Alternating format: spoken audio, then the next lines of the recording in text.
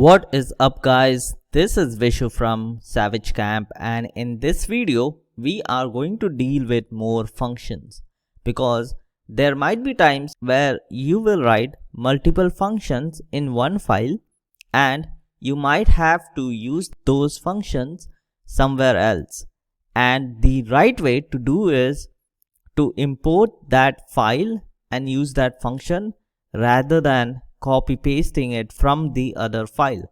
So in here I have a blank file where we are going to generate random years and we are going to send those years in this function in some other file. They both lie in the same directory, and this file has one function getAge which will take a random year and it would return 2021 minus the year. So let's start with importing random. So from random import randint, and then I am going to generate for I in range 10, I'm going to generate 10 years. So randint of 1930 to 2000, and then I will type printf random year is year. So let's run this right now and we will have 10 random years. I will also put a divider. So we have 10 random years. Now we need to figure out a way to use the function in some other file over in this file. So there are two parts to this. The first one is we need to link our file, which is over here, into this file. So we need to find a way to link both of this. So if I want to use some external code, I'm going to use the import keyword. So let me try to import, and I will put the file name, which is find user age. Now because these files live in the same directory, you will see this pop up. You will see it pop up, and now it's grayed out. The reason it is grayed out is because we haven't used this in this program yet. So I'm going to use this, but how? So if I go over here, this is returning the age, which is just 2021 minus the year. So what I will do is create a variable to store this. But how am I going to call this function? Now we had two parts. The first one is the file. The second one is the function. We have covered the first part, which is the file. So the second part is to call the function. If I do getAge, this is not going to pick getAge because this file does not know where getAge is. But this file also has the other file name. So I'm going to copy this and put it over here and put a period. And what this does is links the function with the file which we imported over here.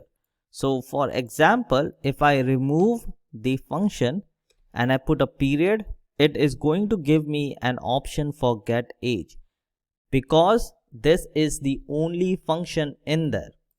I can generate a function right now. Let me write the year.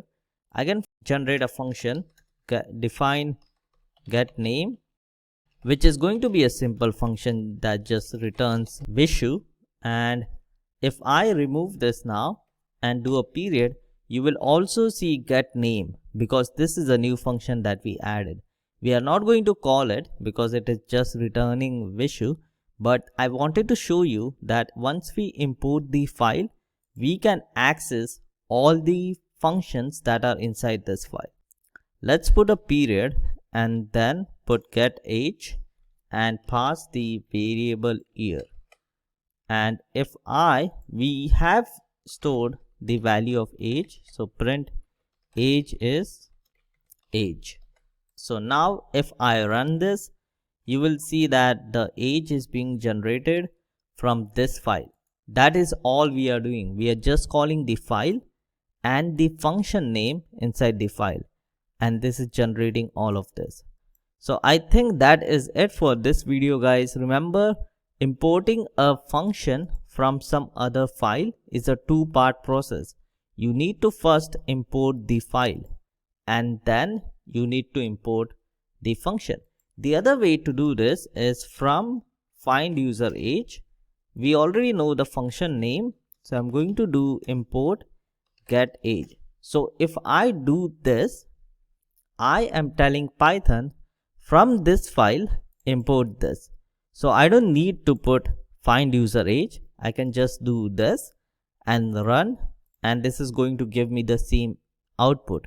The only difference is we specifically imported only one function from this file. It will not be able to find out get underscore name because we only imported the first function. This is all we imported from here. It is not able to recognize this. If we want get name, I will do comma get underscore name, and then it will identify this. So I can just print Vishu, so we don't have to deal with variables. And if I run this, you will see my name being printed everywhere, which is coming from the other file. So we don't need that, so I will remove it. And that is it for this video, guys. I hope you enjoyed it. This is going to be a little confusing in the beginning, but we will do more imports for functions and that will clear it out. So that is it for this video, guys, and I will see you in the next one.